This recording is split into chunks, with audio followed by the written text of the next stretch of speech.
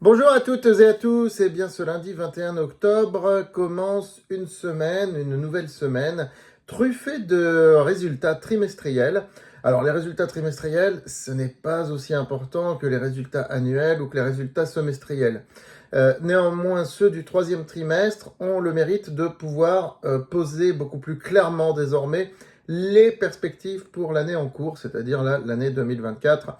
Je veux dire, avec les résultats qui vont être annoncés cette semaine, on saura à peu près vraiment où vont aller les entreprises en question pour l'ensemble de l'année 2024.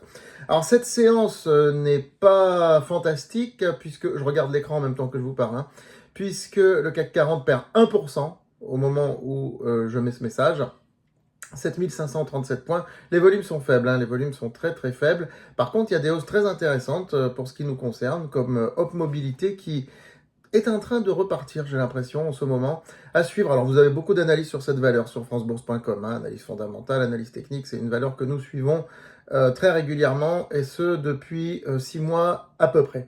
Voilà, l'euro-dollar ne bouge pas aujourd'hui, mais bon, je veux dire, c'est pas forcément au jour le jour que ça va, que le mouvement que nous avons prédit et espéré en fin de semaine dernière va se réaliser. Il faut attendre demain, après-demain, en fonction des statistiques aussi et de l'avancée par rapport aux élections américaines. On notera l'or qui continue de monter en flèche, qui est à nouveau un record historique. Jusqu'où va aller l'once d'or? C'est incroyable, véritablement incroyable.